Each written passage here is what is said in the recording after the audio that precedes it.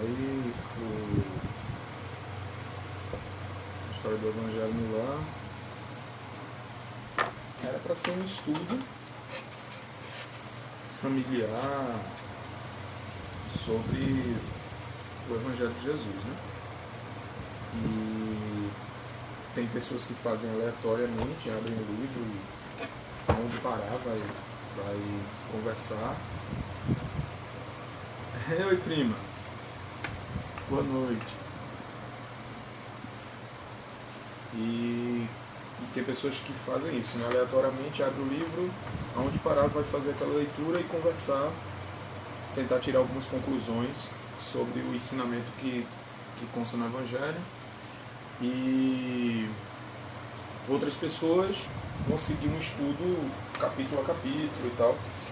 Kardec, quando ele organizou os capítulos do Evangelho, ele fez por uma razão, né? Ele não fez de forma aleatória.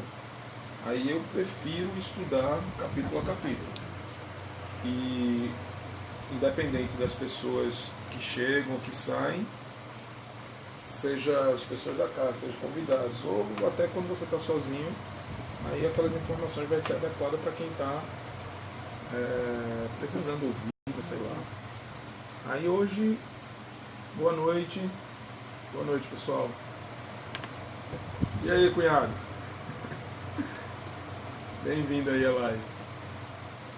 Então, hoje eu vou falar um pouquinho, sabendo o que é o Evangelho no Lar, e eu vou fazer hoje aleatório, né? Eu vou abrir o livro aqui e aí a gente vai conversar sobre ele.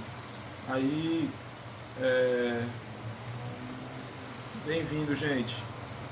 Oi, tia Maju. Tá bom, prima, fica de boa, vai dirigir. Bom, então, hoje a gente vai iniciar o estudo do Evangelho no Lar e um pouquinho atrasado aí no horário, né? Era 8h30, mas aí a gente vai ajustando nos próximos e eu vou explicar um pouco do que é o Evangelho no Lar e depois a gente vai fazer esse estudo. O estudo é breve, é muito rápido, 30 minutos no máximo, a 1 hora, se o debate for interessante, né, se as pessoas sentirem necessidade de mais esclarecimento, mas não deve ser algo muito extenso.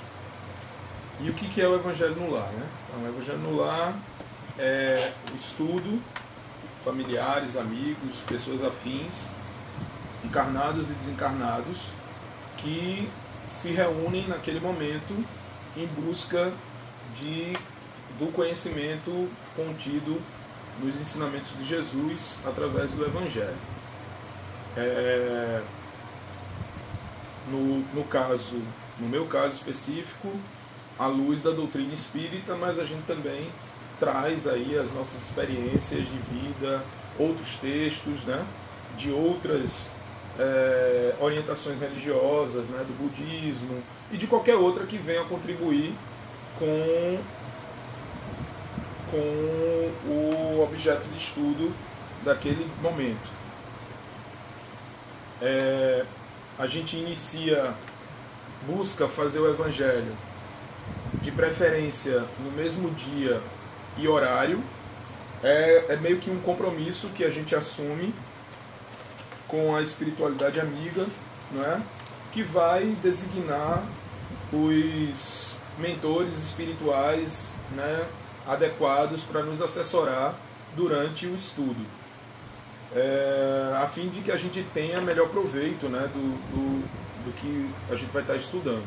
Então isso facilita tanto a nossa organização e planejamento, né, como também de alguma maneira pode facilitar a organização no plano espiritual. Acredito que é mais para a gente do que para eles, porque eu acho que eles são bem mais organizados que nós, né?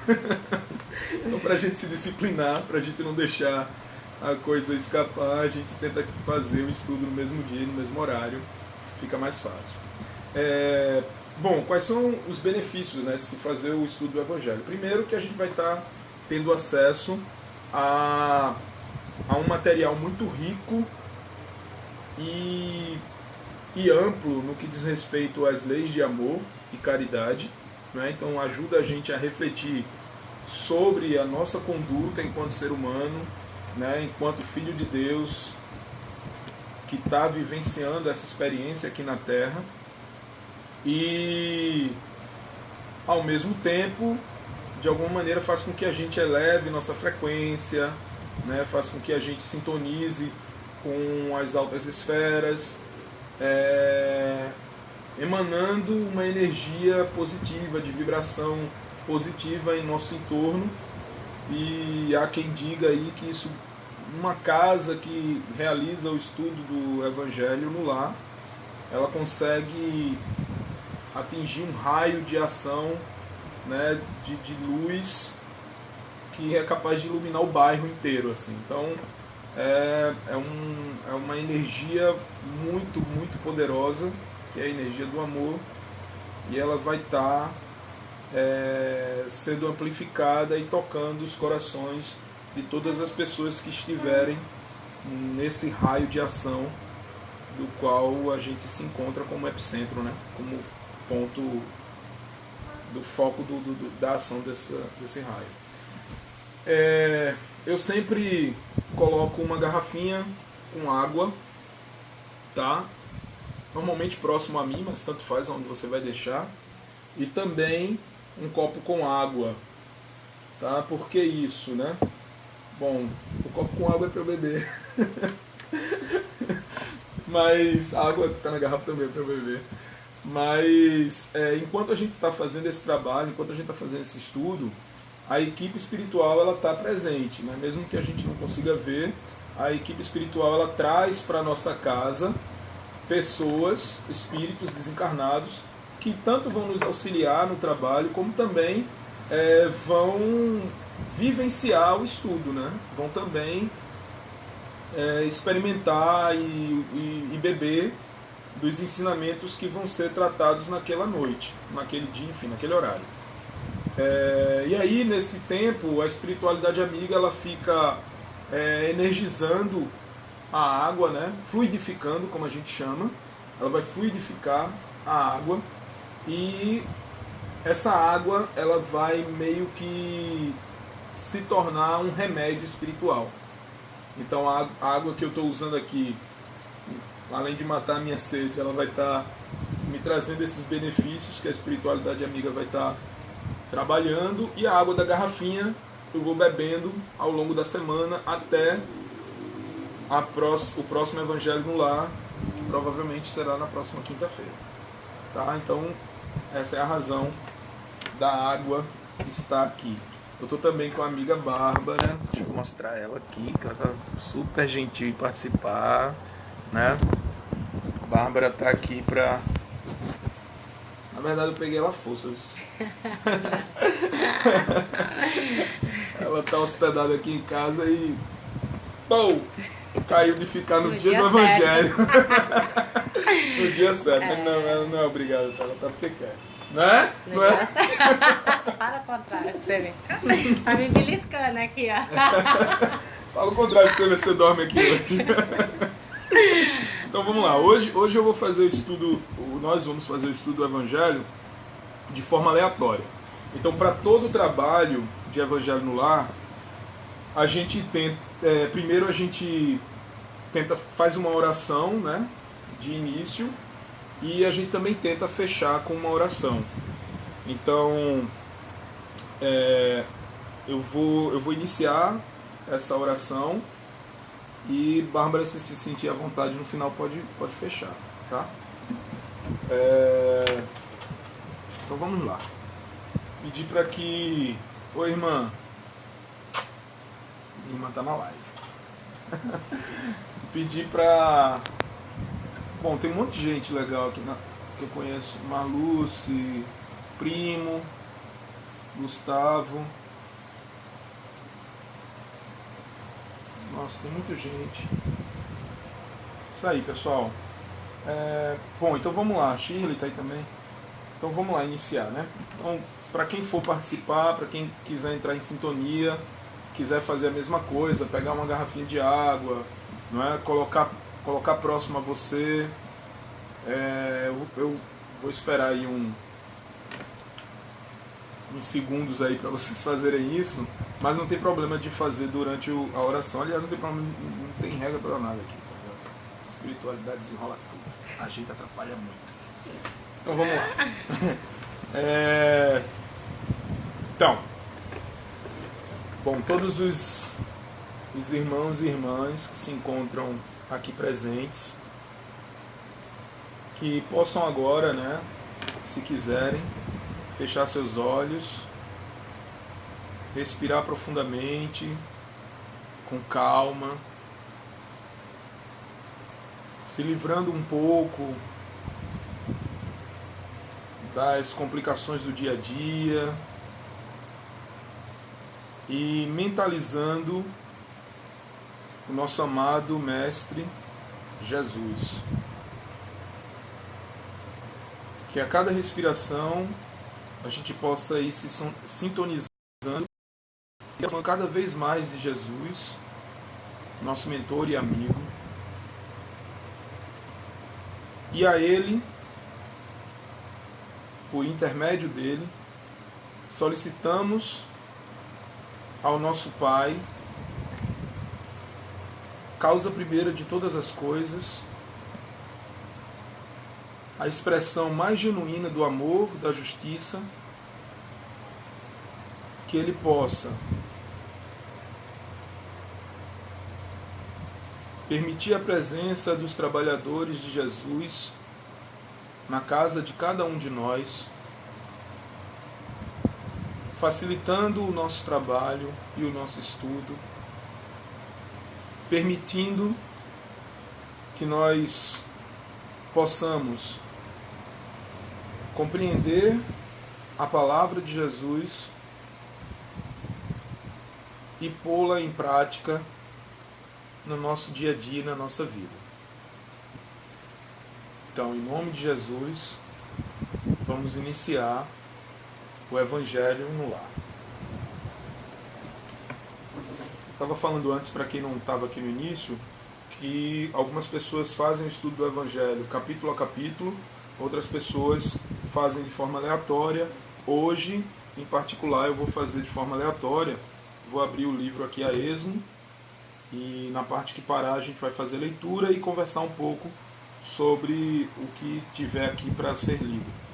Mas eu particularmente prefiro fazer capítulo a capítulo. Então vamos lá. Você quer abrir? Abre aí para ver o que dá aí pra gente.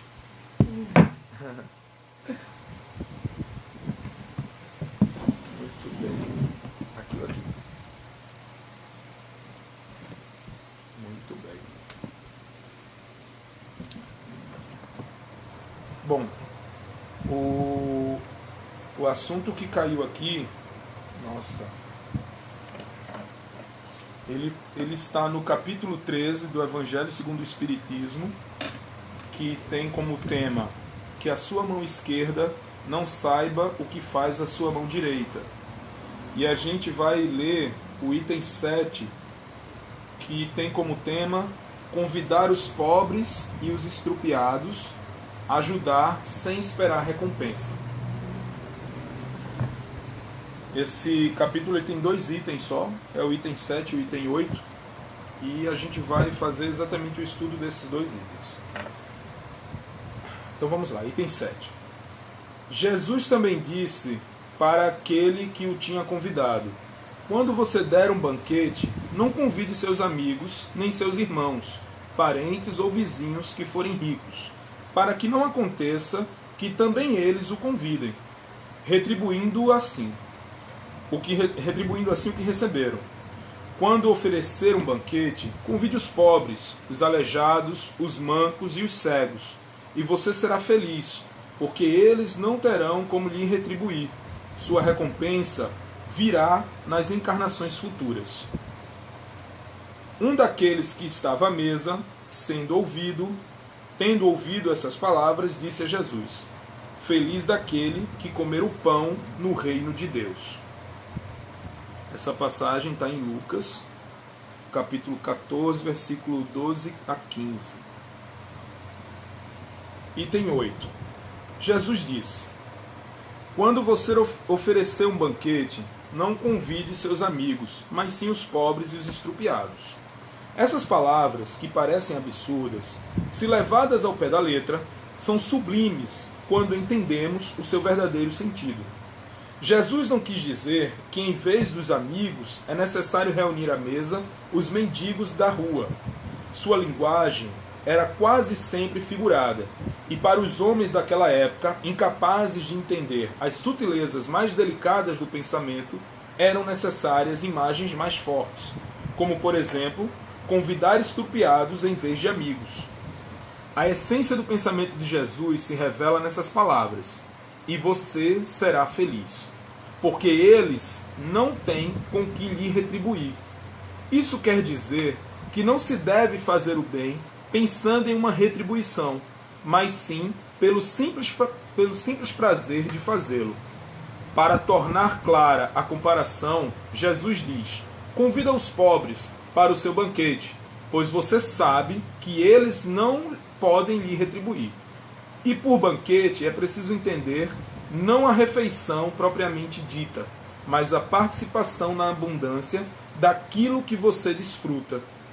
Todavia, esse ensinamento de Jesus pode ser aplicado num sentido mais verdadeiro. Quantas pessoas convidam para sentar à sua mesa somente aqueles que podem lhe honrar em sua presença ou que podem retribuir-lhes o convite? Todos nós possuímos amigos e parentes menos afortunados, e muitos sentem grande satisfação em recebê-los. Essa é uma forma de ajudá-los disfarçadamente, sem que eles percebam. Essas pessoas, sem precisarem ir recrutar os cegos e os estrupiados, praticam o ensinamento de Jesus, pois o fazem por bondade, sem ostentação, e sabem disfarçar o benefício por meio de uma sincera cordialidade. Lindo, né? Esse é meu remédio. Esse é Deus, Bárbara. Bom, então, o que a gente pode entender dessa passagem, né? Então, um ensinamento tão importante, né? Porque Jesus ele estava sempre mostrando, através das parábolas, a contradição, né? Na maioria das vezes que ele fazia os exemplos, ele pegava o contraditório, a fim mesmo de chocar, né, o ambiente. Então, hoje talvez não seja uma coisa tão chocante a gente pensar em fazer algo em favor de quem é necessitado. Às vezes é até mais fácil a gente ir ali na rua e entregar alguma coisa para quem precisa, do que às vezes a gente fazer isso para quem a gente conhece, né? Mas naquela época, onde a humanidade era ainda mais embrutecida do que a gente está, o mais incrível que possa parecer, né? Isso deve ter chocado todo mundo que estava ali, porque a prática deveria ser outra, né? Mas e aí, Bárbara, o que é que tu acha, o que é que tu pensa disso? Fala aí. Eu? Faz de conta que a live não tá ali, né? A gente tá conversando. Sim. Eu acho que é esse lance mesmo de estender a mão sem ver a quem, né? E eu acho que eu tenho sido muito prova disso, essa viagem. Tipo, velho, eu tenho passado por casas muito maravilhosas. Que, velho, não vou tem... Vou contar aqui o que você falar. Você é tímido ou não? Não? Talvez um pouco, mas tudo bem. Talvez um pouco. Acho que eu soltei. Bom, vai. Olá. Então, nessa viagem aí que eu tô, né, 6 meses viajando, só encontrei pessoas maravilhosas e que, além de me dar afeto, me dar comida, me dar uma cama. E eu acho que esse é o intuito mesmo, né? Não turistar, é viajar e conhecer o outro. E eu também já tenho feito algumas coisas, assim, para alguém. E aí eu tenho sentido que eu venho sendo retribuída, sabe? por algo maior, assim, e não pelas pessoas que eu venho em encontro, mas eu acho que é algo superior mesmo, que fale, eu acho que é o momento de retribuir para você. E eu acho que são as pequenas coisas do dia a dia. Que legal. Então, deixa eu aproveitar e explicar, contextualizar um pouco do que Bárbara está falando, porque Bárbara está hospedada aqui em casa pelo Couchsurf, né? E para quem não conhece, o Couchsurf é uma comunidade de anfitriões virtuais, né? Virtuais e físicos, né? Que a gente tá aqui virtual. Mas a comunidade se reúne. A Chile que está participando aqui, ela também faz parte da comunidade Couchsurf. E ela está dizendo que foi muito abençoada também na viagem que fez, né? Então o Couchsurf a gente hospeda as pessoas gratuitamente, né? Independente do objetivo que a pessoa tenha na busca pela hospedagem. Se está vindo a trabalho, passeio, estudo, enfim, depende do porquê que a pessoa está aqui. Mas se você sentir que pode hospedar essa pessoa, a gente hospeda, né? E aí cada anfitrião tem um perfil de hospedagem, de forma, né, de lidar com a sua casa e com a visita. E lógico que ela está falando bem, porque ela está aqui em casa. Ele está me beliscando aqui, ó. Eu prendi Leona, mas se ela não falar bem, eu solto Leona. Mas isso, né, o Couchsurf acaba sendo também uma prática nesse sentido, porque você vai abrigar uma pessoa que você não conhece. Lógico que a gente tem algumas referências, né, pelo aplicativo, vai ver lá os comentários, vai tomar algum cuidado, mas de fato as pessoas não se conhecem. E aí, como anfitrião, eu posso dizer que, como a gente estava conversando logo cedo, né, então eu só tenho tido experiências fantásticas, né, um aprendizado gigante com pessoas que viram lugares do mundo que eu não pude ver, lugares do Brasil que eu ainda não pude ver, e sempre com muita humildade, sempre com muito afeto, sempre com muito carinho, né? Eu me encanto com os depoimentos que o pessoal deixa lá no meu perfil do Couch, né? E você faz, nossa, né? Essa é a última hospedagem, mas sempre vem outra. Sempre vem outra. Mas é isso, né? É a gente poder fazer algo, acho que a mensagem principal é essa, é a gente poder fazer algo por outra pessoa, independente do seu status social, financeiro, mas você poder fazer algo pelo outro sem esperar que esse outro te retribua, né? Isso é tão complicado, porque complicado de entender, porque essa regra ela deve ser aplicada para tudo. Então, por exemplo, a gente fala em relacionamento, em namoro, em casamento e tal, né? Lógico que a gente espera reciprocidade. E se a gente percebe que o ambiente não é recíproco, a gente deve sim se afastar e procurar nossa melhora. Mas isso não significa que eu tenha que cobrar do outro essa reciprocidade. A reciprocidade ela tem que ser natural, né? Então eu faço porque é uma coisa que me faz bem. Eu só posso dar o que eu tenho. Isso, porque eu só posso dar o que eu tenho, exatamente, Bárbara. Então eu quero fazer isso porque isso me deixa feliz, porque é o que eu gostaria que fizessem comigo, não é? Então eu não vou tratar a pessoa dizendo assim, olha, eu te chamei para o aniversário do meu filho, e aí tu vai me chamar para o aniversário. Quando não me chamou para o aniversário do teu, né? Sei lá, eu te dei um presente assim, no meu aniversário você não me deu nada. Essas coisas que às vezes a gente tá nessa busca que não é uma relação genuína de amor, é mais um escambo, né? Então eu te ofereço isso e tu me dá o que em troca. E quando a gente entrega pelo prazer de se entregar, de se doar ao outro, a experiência é diferente, né? A experiência é outra. E aí eu repito, numa relação afetiva, se você percebe que o seu esforço ele não está sendo retribuído de forma espontânea, aí você precisa avaliar, né, se ainda vale a pena estar naquele relacionamento ou não. Se julgar pertinente, continua, né, entendendo a situação.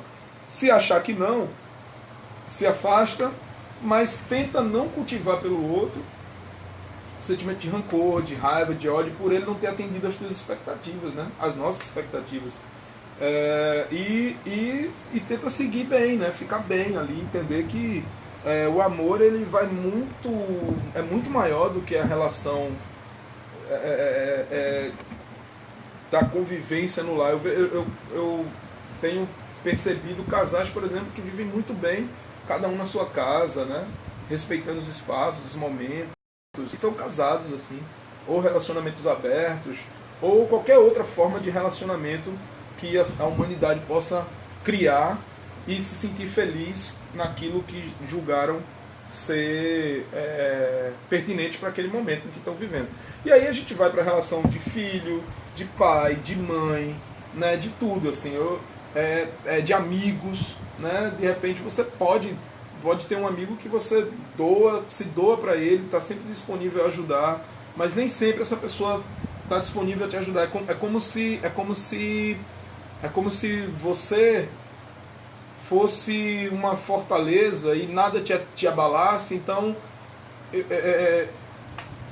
só os meus problemas importam, né? Então aí eu busco a pessoa porque eu estou passando uma dificuldade, porque eu estou passando uma necessidade, porque eu estou, enfim, pelo que quer que seja, e dentro das nossas possibilidades a gente ajuda, vai no auxílio, mas que muitas vezes você sabe que aquela pessoa ainda não está em condições de fazer o mesmo. E de repente ela não consegue fazer para você porque acha que nada te abala, né? Mas ela pode estar fazendo isso para outras pessoas, né? Cada um de nós tem um compromisso específico com a humanidade, né? Mas a reflexão é interna. Então a minha conduta em agir de forma benéfica, independente de quem seja, rico, pobre, doente, enfim, não interessa quem seja a pessoa, mas sem guardar ali a coisa do retorno, né? Esse retorno, se existir, ele vai vir pela lei universal daquilo que você oferece e retorna para você em dobro, né? Eu me lembrei agora da oração de Francisco de Assis, né? Quando ele diz: ó mestre, fazei que eu procure mais consolado que ser consolado, né? Lógico, ele não está abrindo mão de ser consolado, mas ele se coloca à disposição de estar a serviço disso, né? Consolar do que ser consolado, compreender do que ser compreendido. E na maioria das vezes a gente vai na contramão disso. A gente quer que as pessoas nos entendam. Você não me entende, né? Eu sou desse jeito, né? Eu não posso mudar. E a gente quer que as pessoas mudem a ponto de nos entender, né? Amar que ser amado. E aí ele fecha, né? Pois é dando que se recebe. Então, na medida em que ele busca fazer esse trabalho, né, ser instrumento desse amor, ele vai estar conquistando muito mais do que se ele estivesse buscando ser amado, buscando ser compreendido, né? Porque nessa busca de tentar fazer com que as pessoas te amem, tentar fazer com que as pessoas te compreendam, enfim, tentar fazer com que as pessoas te entendam, você gasta muita energia. Talvez a gente não consiga atingir esse objetivo, porque não tem como eu interferir no outro dessa maneira, de obrigá-lo a me enxergar como eu gostaria, mas eu posso tentar enxergar o outro como eu gostaria de ser enxergado por ele. E talvez nessa mudança de conduta pessoal a pessoa possa perceber e, quem sabe, escolher, sem que seja a minha pretensão que ela escolha, um outro caminho. Vocês que estão assistindo aí a live, querem comentar, comentem por favor, né? Escrevam aí, eu leio aqui, a gente conversa, participem aí.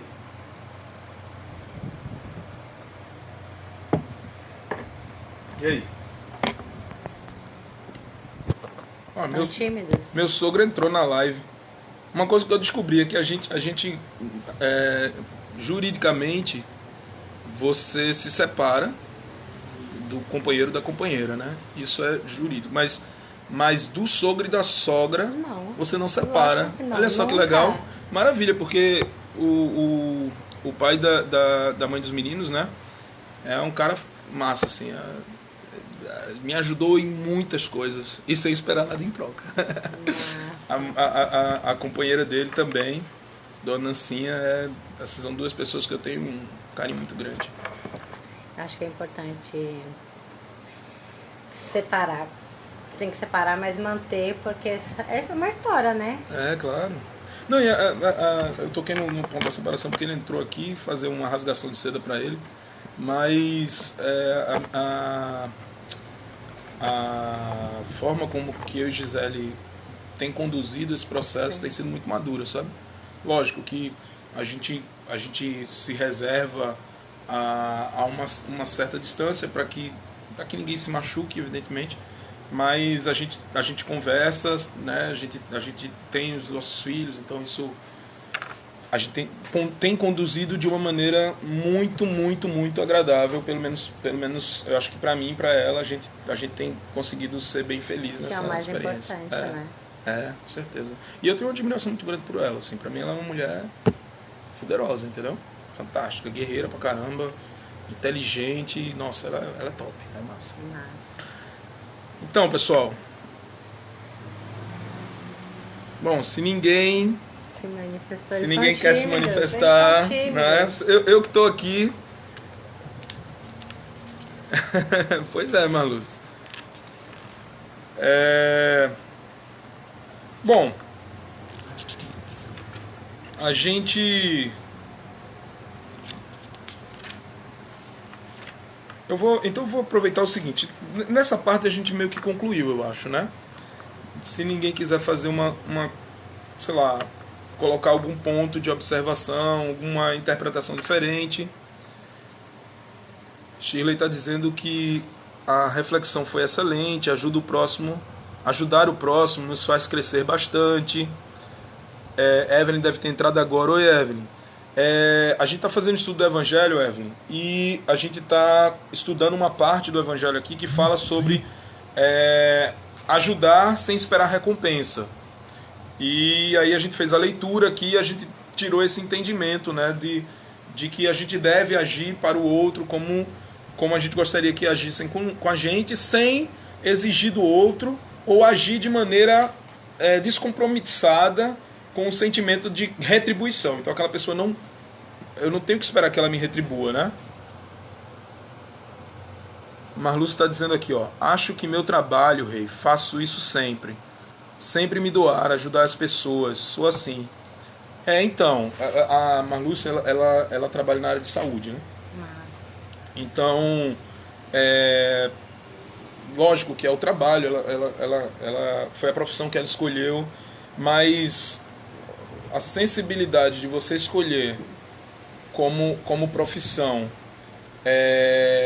cuidar das pessoas, né? Pessoas que você está vendo ali naquele primeiro momento, pessoas que estão debilitadas, né? Precisando não só dos cuidados médicos, mas do cuidado humano, né? Que às vezes a gente tem cuidado médico, mas não tem cuidado humano.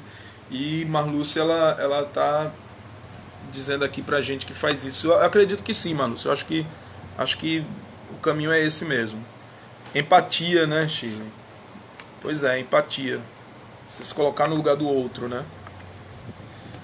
E entender que somos seres humanos, que a gente tá falho, a gente tá aprendendo nesse processo, né? Jesus veio falar pra gente isso há 2000 anos, Buda veio abrindo os caminhos há 4000 anos atrás, Krishna mais tempo atrás ainda, Confúcio, Sócrates. Então a gente tem aí uma série de avatares que vem preparando essa boa nova, e a gente ainda está aprendendo, né? A gente ainda está amadurecendo o amor em nós.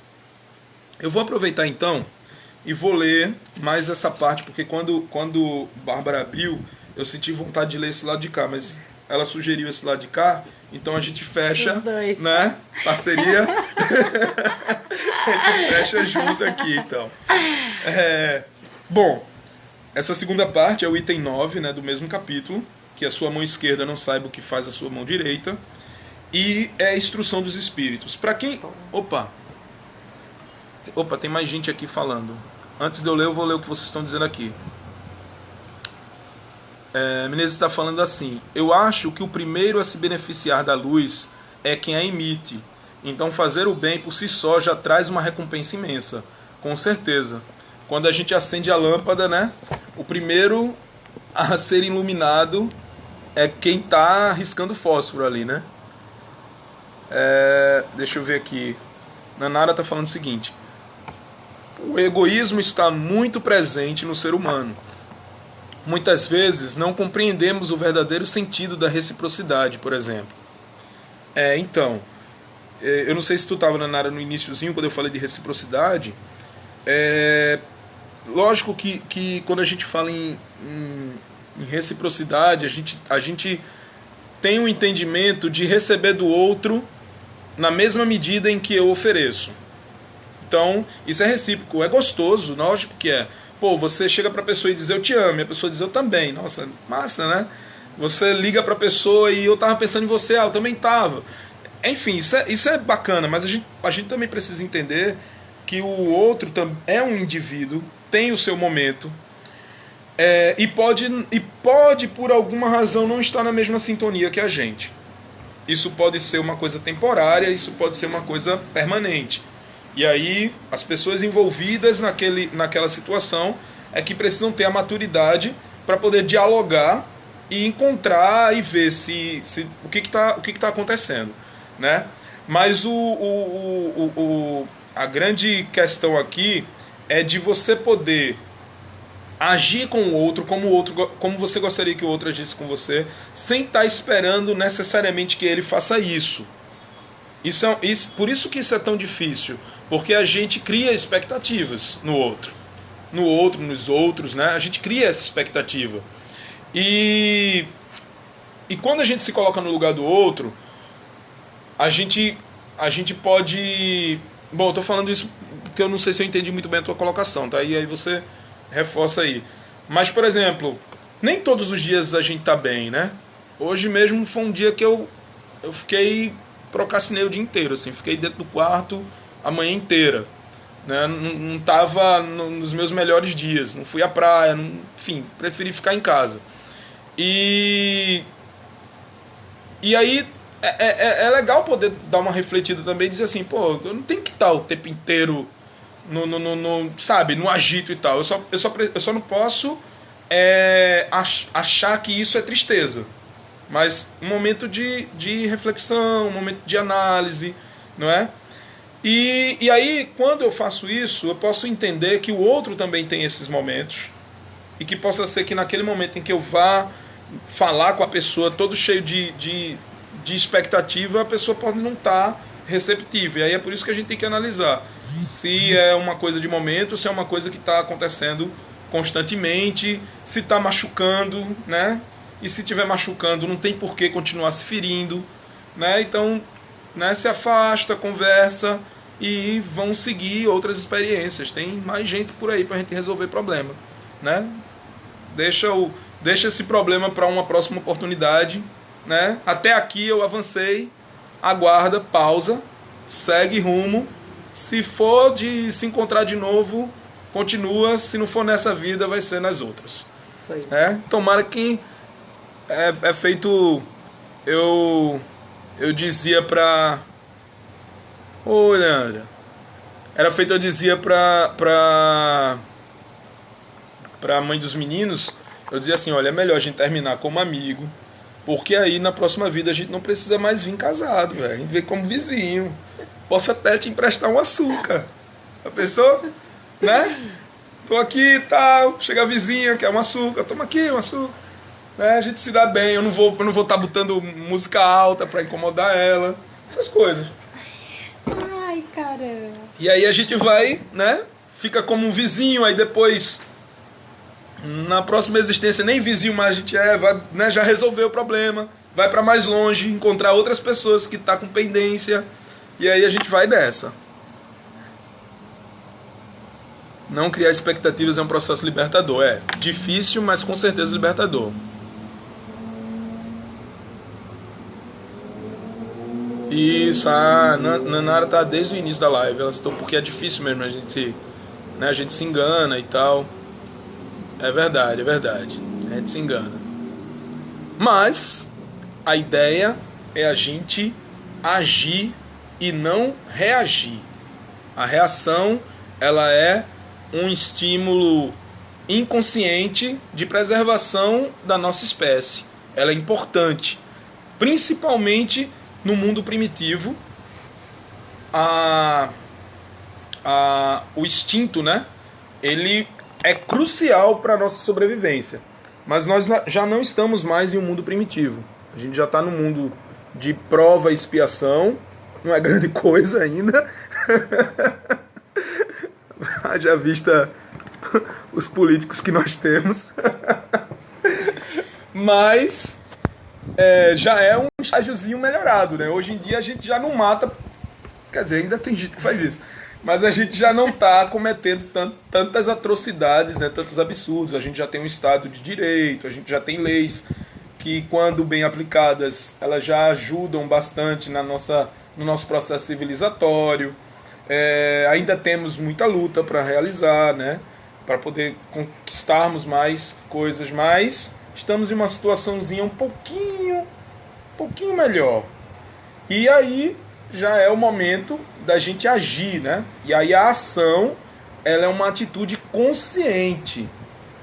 Então, por exemplo, eu reagi, eu sou agredido. A forma como eu vou agir com relação a essa agressão, ela pode ser uma reação, um reflexo, um estímulo nesse sentido, e ela pode ser uma ação. Jesus nos convida a agirmos de forma consciente, responsável, com o compromisso de amar ao próximo de forma indistinta, irrestrita e imaterial. Ele fala sobre amar os inimigos. Evidentemente que ele não está dizendo para a gente trazer o cara para jantar na nossa casa, né?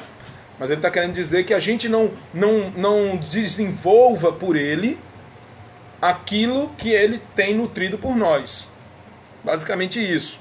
Então continua sendo essa pauta de oferecer ao outro, independente daquilo que ele vai te oferecer, mas é você oferecer ao outro. Então, eu posso não estar mais convivendo com a pessoa, mas eu posso orar por ela e desejar que a vida possa conduzir ela por caminhos que permitam que ela desperte o amor, tanto nela quanto em mim, porque também não amo essas coisas todas, não. Deixa eu ver o que está aqui. É muito difícil mesmo não criar expectativas, ainda mais num mundo tão cheio de indiferença. Porém, estou aprendendo. Gandhi, ele dizia assim: seja a mudança que você quer ver no mundo. E esse tema aqui a gente pode refletir nesse sentido. Então, quando eu começo a agir da forma como eu acho que devo agir, tendo como base como eu gostaria que agissem comigo, então eu vou agir como eu gostaria que agissem comigo, de alguma maneira eu começo a modificar o mundo. Então eu não espero que o mundo se modifique para que eu possa ser feliz. Eu sou feliz porque eu estou modificando o mundo que eu trago dentro de mim. Eita, a filosofia é bonita agora, não foi? Não é? Poxa, menino, com esse óculos assim eu fico parecendo até um cara inteligente. Eu me surpreendo às vezes. Mas não sou eu não, é a espiritualidade que está intuindo aqui. Então esse mundo interno que a gente precisa modificar, né? E aí, o que atinge aquela pessoa que desenvolveu a gratidão e a compreensão de tudo e de todos, né? Então nada mais me atinge, nada mais vai me ofender quando eu alcançar esse estágio. Ainda não estou nesse estágio não, muito longe, por sinal, né? Ainda estou na reação em diversos aspectos, mas o entendimento é esse. A prática a gente vai ter que, né, Daqui a transformando. a gente vai tentando colocar em prática. A gente vai tentando colocar em prática. Pessoal, vixe, precisa não, Maluz. O mundo precisa exatamente das pessoas que ele tem. Agora, cada um de nós precisa encontrar e fazer com que a luz brilhe, né? De maneira mais intensa. Porque um mundo cheio de rei, aí seria um mundo fascista. Seria um mundo bonito. Seria um mundo bonito, né? Fascista.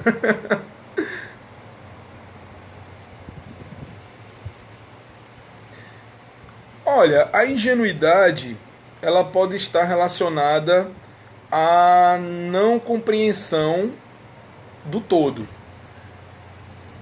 E aí, mais uma vez, a gente entra nessa história de não receber... eu acho que a espiritualidade estava certa mesmo. O tema é esse. Não vou ler mais nada aqui.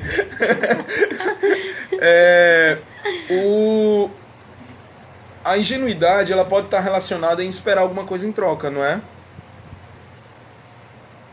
Tipo, eu tô fazendo isso porque eu acho que fulano vai retribuir dessa maneira, sei lá. Talvez eu seja ingênuo se eu achar que o outro vai agir da maneira como eu estou agindo. E a ideia é não esperar que ele venha a agir dessa forma. É simplesmente agir porque essa é a maneira certa de agir. Se é no amor genuíno que eu acredito. E, sem dúvida, eu também adoraria que todos pensassem assim. Acho que Jesus também adoraria que todo mundo pensasse assim. Deus também adoraria isso, né? Acho que isso é o que todo mundo quer. Mas ele é tão sábio que ele permitiu que a gente pudesse desenvolver a nossa inteligência pelo nosso esforço e mérito. Quando Jesus fala sobre amar os inimigos, ele diz assim... eu vou falar aqui com as minhas palavras porque eu não me lembro do texto exatamente. Mas ele diz assim: amai os vossos inimigos, pois aí está toda a moral, né? Porque amar quem a gente ama, amar quem gosta da gente, amar quem está sempre ali ao nosso lado, quem está sempre disposto a ajudar, é fácil. E aqueles que são maus também fazem isso, não é? Então, aqueles que são maus não, porque todos nós somos, mas aquelas pessoas que ainda não amadureceram no amor, tanto quanto a gente está pelo menos a gente está se propondo a estudar isso, eles também agem dessa maneira. Eles também são solidários de alguma forma uns com os outros. Então não há mérito nenhum. Basta a gente ver aí, por exemplo, nas eleições do país, o país ficou meio dividido. E de um lado você tem um grupo que acredita em uma verdade de modelo de construção política e eles se confraternizam. E do outro lado também as pessoas se apoiam, não é?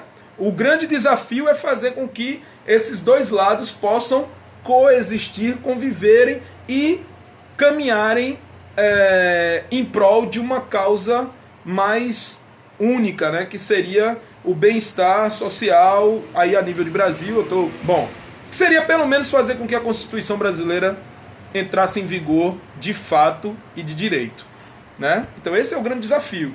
Mas gostar de quem gosta da gente não é mérito nenhum. Mas a gente poder, de alguma forma, não querer mal a quem nos quer mal, já é um esforço gigantesco, né? Então, normalmente, eu vou trazer uma imagem triste, mas não tem como a gente fugir muito disso. Mas para a gente não criar essa visualização, eu vou dizer o seguinte: então a gente passa por uma situação de violência, ou a gente vê, ou descobre, ou presencia uma situação de violência. É comum a gente ver as pessoas dizerem assim: era bom que pegassem essas pessoas e fizessem o mesmo com eles, não é? Porque o cara é bandido bom é bandido morto. Esses tipos de discurso que é uma ideia deturpada de justiça, na minha opinião, tá certo? É uma ideia deturpada de justiça, porque ela está respaldada na vingança. E a justiça não é vingança. A justiça deveria ser uma oportunidade de se refazer, de se recriar. Mas é muito difícil ainda para o nível de compreensão que nós nos encontramos. A gente está num mundo ainda muito, muito aquém de um mundo superior. Então, quando a gente, pelo menos, começa a se esforçar em não desejar o mal para quem nos deseja mal, e aí a gente pode se respaldar na informação de que aquilo que a gente deseja para o outro volta para a gente pode se respaldar nos avanços aí da neurociência que mostram que o otimismo, o pensamento positivo e a gratidão desenvolve na pessoa que pratica isso um melhoramento bioenergético, fisiológico gigantesco, muito mais do que nutrir o rancor, a raiva, a mágoa, não é? Então, se a gente começar a agir de forma consciente, respaldado pela ciência, respaldado pelos textos dos grandes sábios, né? Não só o do Mestre Jesus, mas do Mestre Buda, de Gandhi e de Mao Tse-tung, que quer dizer, de todo mundo, não é? Eu estou preocupado com esse 1 quilo que sumiu, porque os 39 acharam. Ai, meu Deus, foi mal. Mas a gente se respalda nesses textos todos, e aí a gente começa a agir de forma consciente, mesmo que venha o impulso naquele primeiro momento, a gente ter o instinto natural de retribuir a agressão, pagar na mesma moeda, mas que a gente possa dar uma respirada. Oh, calma, velho, isso não vai resolver o meu problema, né? Então, velho, segue em paz, some de perto de mim, não é? Que a justiça seja feita, que você seja condenado, que você cumpra a sua pena, mas que Deus te proteja, porque ele também é filho de Deus, igual a gente. E pelo que diz a doutrina espírita, nem sempre eu fui essa joia rara, né? Eu já fui também uma peça boa do jogo do Lego, não. E se hoje a gente é capaz de refletir nas leis de ensinamento de Jesus, é possível que mais dia menos dia todos aqueles que ainda estão envolvidos em uma camada mais densa, né, de energia, eles possam também se libertar. Eu tenho muita pena e piedade das pessoas que não conseguem enxergar a humanidade como uma família. Sabe? Que a gente ainda tem aí as fronteiras delimitando as terras, não é? O desrespeito às culturas, a cor da pele, a orientação sexual, ao gênero, né? A origem, enfim, a gente ainda fica se separando por bairros. E aí a reencarnação permite que a gente reencarne como homem, reencarne como mulher, reencarne como deficiente, reencarne como gay, reencarne como japonês, como enfim, como americano, que a gente reencarne no planeta inteiro, talvez até em outros planetas, em outras dimensões também, para que a gente possa amadurecer a ideia de que somos realmente seres espirituais tendo uma experiência material. Jesus, quando ele veio nos ensinar as leis do amor puro, genuíno, verdadeiro, ele veio oferecer para a gente um curso de longo prazo que nos habilita a transitarmos pelo universo. O amor é a nossa habilitação intergaláctica. É a única religião possível. Religião no sentido de religação com a nossa centelha divina. Então amar não é fácil. Amar é muito difícil. Amar não é só gostar de alguém. Amar é estar disposto a fazer pelo outro aquilo que a gente gostaria que fizesse por nós, sem necessariamente receber daquela pessoa esse retorno. Pois é. Mas se Jesus conseguiu, né? E se ele disse que nós somos deuses, que a gente pode fazer tudo que ele fez e muito mais, eu acho que ele estava certo. Eu só não sei, nem consigo ainda. Mas a gente tem muitas vidas para conseguir isso, né, gente?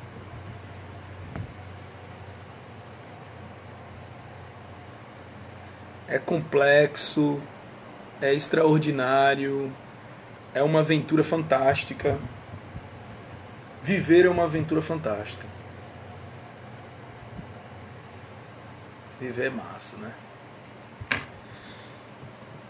Pessoal, já são 9h35. A ideia é que dure no máximo 1 hora. E a gente vai encerrando por aqui. A gente pode continuar aí no WhatsApp, nas outras redes. Vocês, se quiserem escrever, pode escrever no direct, sei lá. E na medida do possível a gente vai conversando sobre isso, tá? Quem tiver sua aguinha aí, beba. E a gente vai fazer a oração de encerramento, porque a gente vai pro forró. É, porque Deus inventou a música porque quis, né?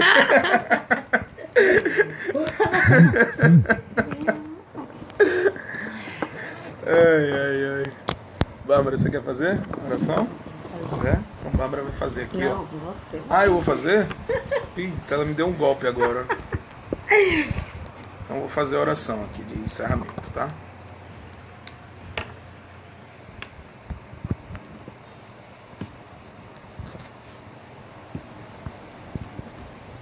Vamos ver se toda quinta a gente começa a conversar assim, Nana.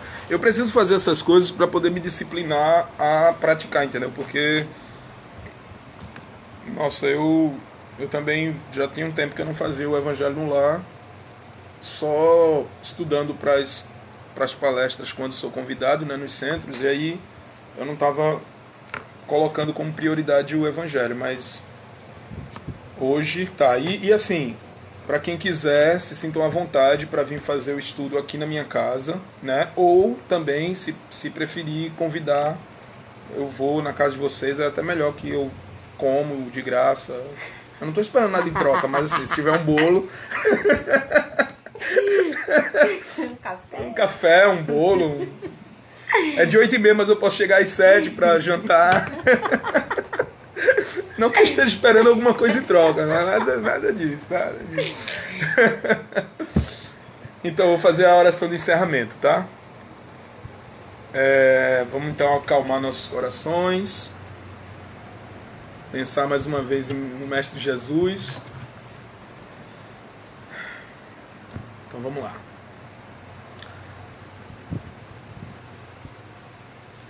Amado Mestre Jesus, gratidão pela oportunidade de estarmos aqui reunidos, conversando